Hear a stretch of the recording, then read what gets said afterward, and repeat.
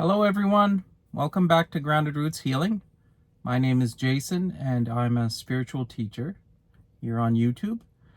As I said before, a relatively new spiritual teacher, as in the teaching part of this has been new to me. I've been on a spiritual journey for quite a while now, and the more I think about it, the longer this journey appears to have been going on. It's been at least 10 years, probably longer. And if you really think about it, our entire lives are spiritual journeys. There's no part of our life that wasn't intentional in order to teach us a lesson. We were just, well, as a lot of people like to refer to it, asleep for the first portion of it. So today I'm going to talk about divination. Now divination is derived from the Latin divine or divining, and as you can imagine, that refers to God in itself or our higher selves. So by definition, it's a way to communicate with the astral planes and God. This is what divination is. It's a way to decode the language of the beings on the other side, or the ultimate being at the top, God himself, and read them in your everyday life. And it is possible to do. So where do we go with this? Now, what are some types of divination? Well, we've got one way to do it is read palms. There's crystal balls, there's tarot cards, there's a simple rune stones. Some people cast bones. There's a million different ways to do it. Because the language of the universe, which is what you're reading, is in everything. There's nothing on this planet that hasn't been created by the divine. Therefore, the language of the divine can be deciphered through all of it. So I'll describe my type of divination. I know I follow a lot of tarot readers, and some of them are extremely good.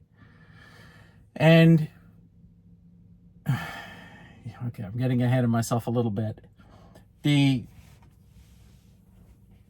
concept of divining, in order to believe that this actually works, you have to understand that this planet, this 3D physical world that we're living in, is a simulation in a sense. It's a schoolhouse built by the divine for our higher selves to project themselves down into these avatars, mine being Jason, and to learn lessons. So if it's created by the divine, you can think of it as a computer game. I think that's probably the easiest way to conceptualize this. So it's data. All computer games are digitally rendered using zeros and ones. Well, we don't just use zeros and ones. That's the difference. But we do construct this system using complicated energy structures, let's call them. So, and I did just say we, because we are part of the divine. When you go high enough in this system, there is no difference between you and God. You are God. You're just a small sliver that's differentiated off of God ever further and further down till you're just a tiny sliver of it. But you are it. If you go up and ascend the frequencies high enough, you will eventually meet him, or it, or Om, or the vibration that is the I am, the am that I am. So it gets really hard to describe because we are in such a limited intellectual form here that it would be hard to conceptualize it. It needs to be experienced, and that is what I've noticed. So We are composed of what? Carbon in DNA structures. These carbon molecules in DNA structures are encoded with data to express this mind-body complex that we get to inhabit. There is no difference to any of the material or immaterial world. Like a tree is DNA. A rock is vibrating strings oriented in different ways in order to form a molecule. So that's string theory. If you take vibrating strings of energy and you orient them in a way so that the emergent property of those vibrating strings is mass, and that becomes an atom, and then the atoms form into different molecules or crystal structures, and then you have rocks, air, all of this. It's all data. So if it's all data on this grand scale designed to fool us, there's a database, and there is a database. The Christians call this the Tree of Life. The Hindus call it the Akashic Records, I believe, or maybe that's the Buddhist. It doesn't really matter. There is a storage database up there in the astral that has all information that we could ever want. It's the history of everything that's ever happened and ever will happen, because there is no time as well, like I've stated before. So there's time down here, there's no time up there. Time is a way for us to track progress on this limited lesson plan that we're on. Okay, so this is getting complicated. The database. Now, everything is data, which means there's language to this. So as we have C++ or Linux to write coding language in a computer system, as well as others, many others, we have a language to this one. And the language to this one is the language of God. So in order to divinate or to read that language, that computer language, you need to understand how it works. So this is a schoolhouse, like I've said before.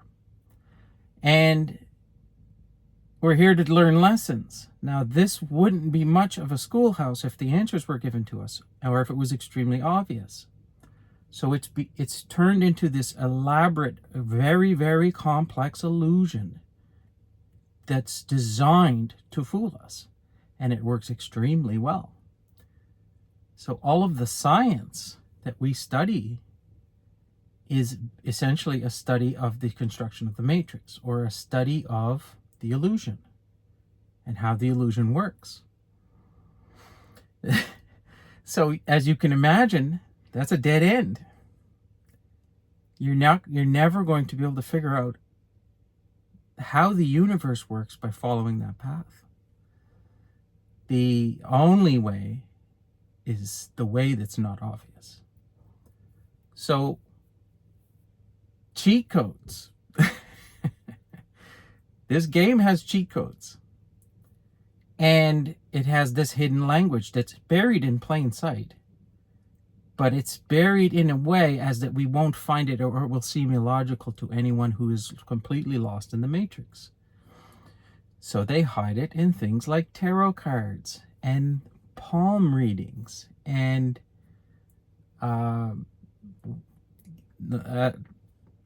astrology. This stuff is the truth. This is the actual way it works. Yet, the physical illusion of the 3D matrix, science, is so convincing that we have people with these extremely brilliant minds that are completely lost in the 3D matrix, and they have no idea. If they were to apply their IQ to the study of the correct path, God knows what we'd be able to accomplish. But, irregardless, many of us are waking up to the illusion, And we're starting to see that the actual answers are sitting right under our noses. And they have been buried in these so-called ridiculous systems. And there's a way to read it. So that's what divination is, in a long story short. Divination is reading these cheat codes that are hidden right in front of our face. So tarot is a wonderful system. It's got the actual structure of the universe buried into those codes. Now,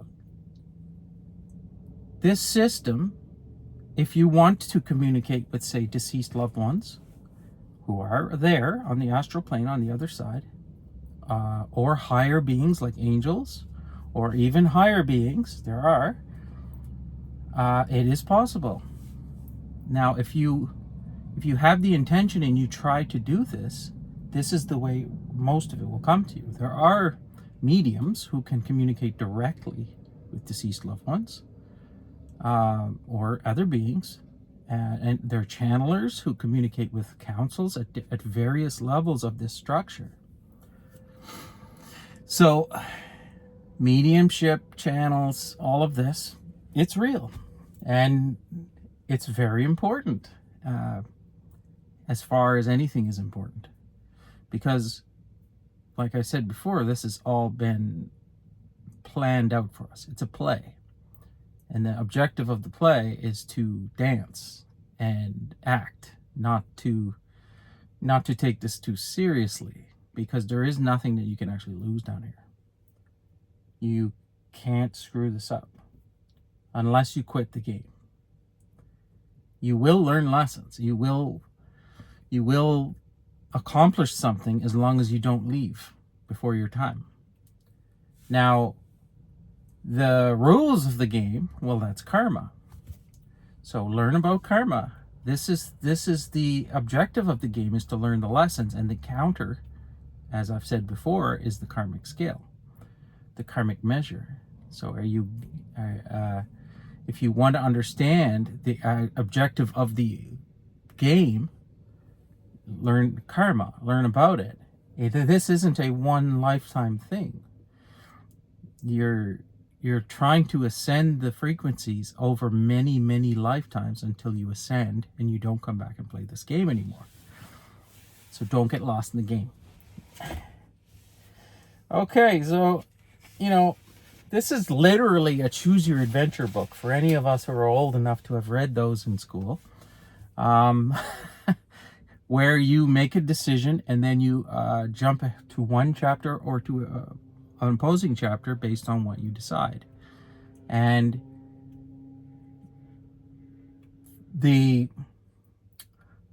so this leads to clairvoyance or clairsentience or telepathy. All of this is possible as well. If you can channel things and you can communicate with beings, you can communicate with your higher self. Your higher self is an all-knowing being. It has access to the database, the Akashic records. Therefore, if you can have a robust, clean connection, let's say, to your higher self, you can learn anything. Not from outside of you, from inside of you, by going higher. This is what clairsentience is. Clairsentience is having instantaneous access to the Akashic records, meaning instantaneous knowing. When you tune your intuition and you're able to filter through the information that's coming in from the outside that is in line with, say, the Akashic records resonance, and you can detect that instantaneously, you can immediately know if something is true or false. Now, if you say go on YouTube, for example, this is where a lot of my information comes. My intuition is tuned so well that the information I gain from it is, I immediately know if a video is BS or if it's an accurate piece of information being pushed to me from my higher self. If I automatically know this, then I automatically know everything. Now, I don't have this tuned as well as I could. But this is where most of the information that I'm spewing out in these videos is coming from. It's not from years of study. This has been 8 months, and I'm a quick learner, but by no means would I be able to accumulate this amount of knowledge or speak this clearly about a subject if it wasn't coming from the inside. I can't hold this information like this. It's being channeled through me, in a sense. It's being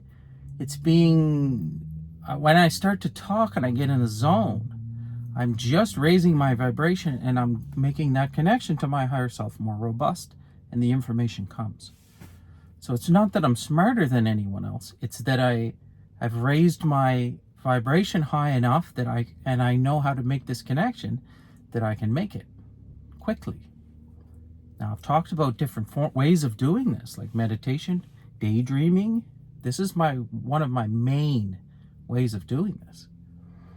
When you zone out and you get in a sort of a trance state, you're dropping into theta, they say. You're raising your vibration, and you're getting the monkey mind out of the way, and you're just bouncing information back and forth from your higher self. Clairvoyance is going up to the astral plane and looking at a timeline that you're on, your physical self is on, the body-mind complex, and Jason, the person, the timeline that he is on, projecting or just looking ahead, because there's no time. This has already happened. Seeing where this is going and bringing it back. Now, this is one of the gripes people have with clairvoyance, is that they're not 100% accurate. Well, that's because it's a matrix of choices. You can only ever give a probability. The closer you get on a specific timeline to the end result that you're trying to predict, the more accurate you can be, because there's less chance for veering off at one of these, say, choice points or choice nodes. You can go left or right. It's one of the chapters in the book where you decide where you're going to read ahead to, and which timeline you're going to choose. And it works exactly the same way. I could even draw the structure of it. It's very interesting, at least as my 3D mind can conceptualize it. I need to do this, actually. It's very important.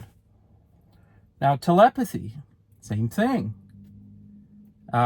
You're communicating with someone else on the 3D realm. But at the higher levels, they don't use speech. They just communicate. They telepathically communicate one energy body to another.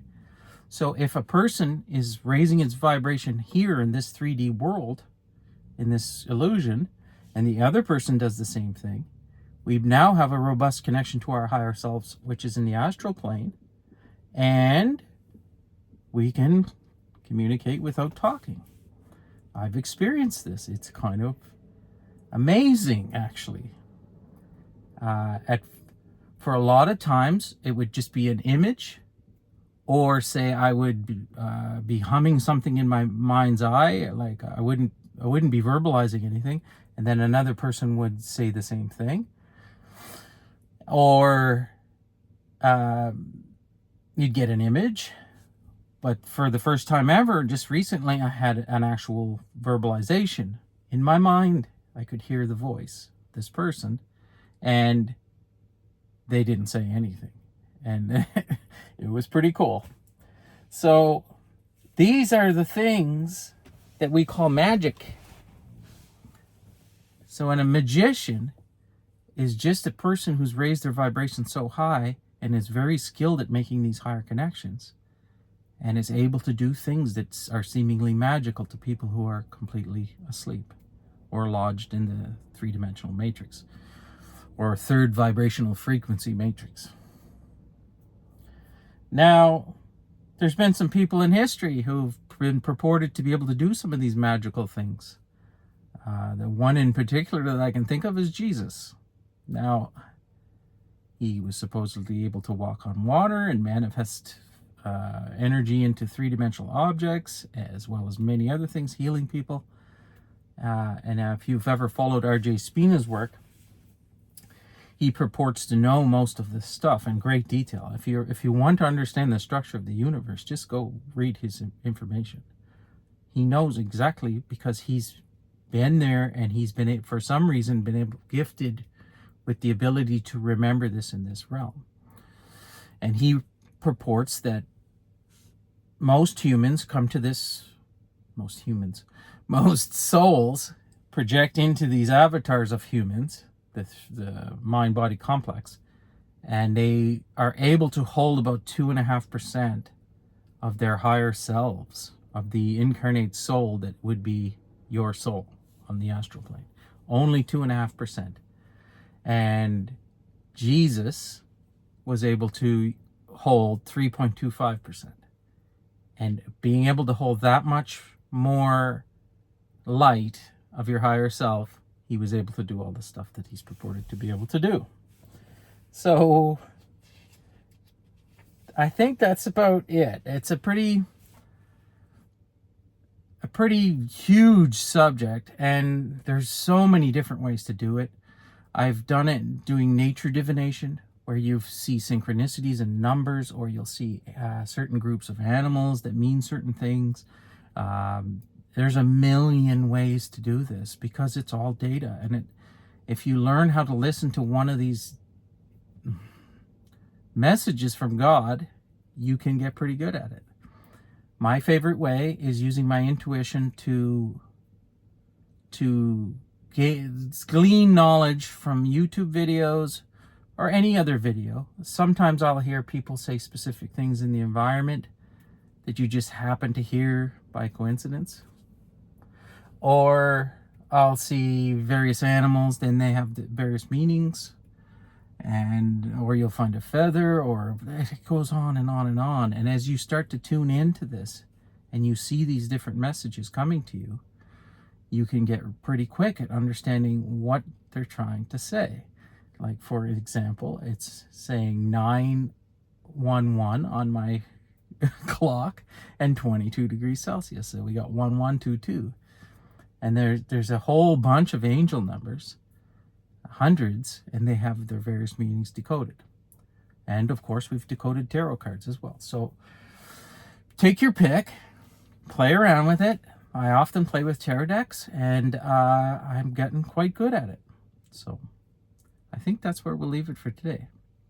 Now, I think I'm going to start a new segment for my channel, and I'm going to discuss crystals at the end of each video. So yesterday I discussed selenite, or satin spar gypsum, which was an orange color, which I hadn't mentioned, which would also assist in the clearing of energy in a particular chakra of that color.